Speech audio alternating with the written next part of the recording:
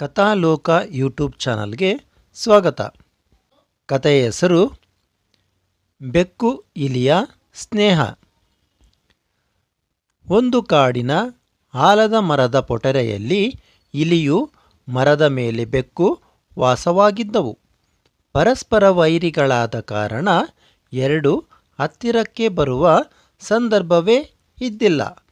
ಒಮ್ಮೆ ಬಲೆಯೊಳಗೆ ಬೆಕ್ಕು ಬಿದ್ದುದನ್ನು ಕಂಡು ಇಲಿ ಸಂತೋಷಗೊಂಡಿತು. ಆ ಸಂತೋಷದಲ್ಲಿ ನಿರ್ಭಯವಾಗಿ ಅಲೆದಾಡುತ್ತಾ ಬಲೆಯ ಮೇಲಿದ್ದ ಮಾಂಸದ ತುಂಡನ್ನು ಕಂಡು ಅದರ ಹತ್ತಿರ ಬಂತು.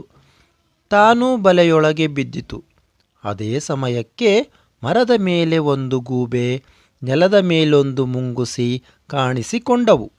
ಇವಕ್ಕೂ ಕೂಡ ಇಲಿಯ ಮೇಲೆ ಕಣ್ಣು. ಹೀಗೆ ಇಲಿಗೆ ಒಂದೇ ಕ್ಷಣದಲ್ಲಿ 3 ಶತ್ರುಗಳು. ಬುದ್ಧಿವಂತ ಇಲಿ ಕ್ಷಣ ಮಾತ್ರ ಯೋಚಿಸಿ ಬಲೆಯೊಳಗೆ ಇದ್ದ ಬೆಕ್ಕನ್ನು ಸ್ನೇಹಿತನನ್ನಾಗಿ ಒಲಿಸಿಕೊಳ್ಳಲು ಮುಂದಾಯಿತು.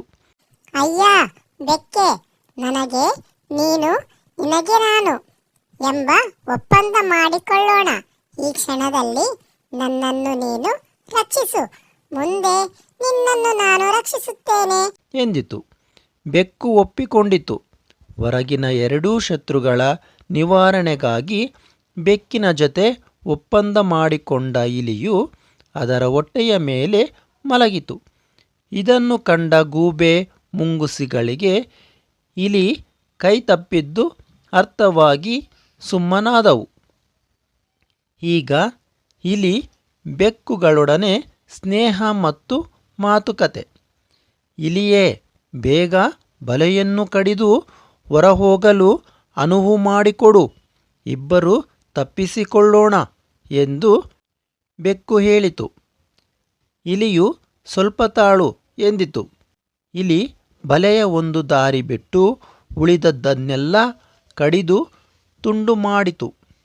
ಈಗ ಇಲಿಯ ಯೋಚನೆಯೆಂದರೆ ಬಲೆಗಾರನು ಬರುವ ಸಮಯಕ್ಕೆ ಮಾತ್ರ ಬಲೆಯನ್ನು ಪೂರಾ ತುಂಡು ಮಾಡಬೇಕು. ಆಗ ಬೆಕ್ಕು ತನ್ನ ರಕ್ಷಣೆಗಾಗಿ ಓಡಿ ಹೋಗುವ ಸನ್ನದ್ಧದಲ್ಲಿರುವ ಕಾರಣ ಆಗ ತಾನು ಬೆಕ್ಕಿನಿಂದ ರಕ್ಷಿಸಿಕೊಳ್ಳಬಹುದು ಎಂದಾಗಿತ್ತು. ಆದರೆ ಬೆಕ್ಕು ಆತುರ ಮಾಡುತ್ತಿತ್ತು. ಇಲಿ ನಿಧಾನ ಮಾಡುತ್ತಿತ್ತು. ಕಡೆಗೆ ಬಲೆಗಾರ ಬರುವುದು ಕಂಡೊಡನೆ ಇಲಿ ಕಡೆ ದಾರವನ್ನು ಕಡಿದು ಬಲೆ ತುಂಡು ಮಾಡಿತು. ಆಗ ಇಲಿಗಿಂತಲೂ ಬೆಕ್ಕಿಗೆ ತಪ್ಪಿಸಿಕೊಳ್ಳುವ ಅವಸರ ಹೆಚ್ಚಾಗಿದ್ದರಿಂದ ಇಲಿಯ ಕೈಬಿಟ್ಟು ಅದು ಓಡಿ ಇಲಿ ಬದುಕಿಕೊಂಡಿತು. ನೀತಿ: ಸ್ನೇಹ ಶತ್ರುತ್ವಗಳು ಶಾಶ್ವತವಲ್ಲ. ಆಪತ್ಕಾಲದ ಸ್ನೇಹವು ಬಿಡುವಿನ ಸಮಯದಲ್ಲಿ ಶತ್ರುತ್ವವಾಗಿ ಬದಲಾಗುವುದುಂಟು.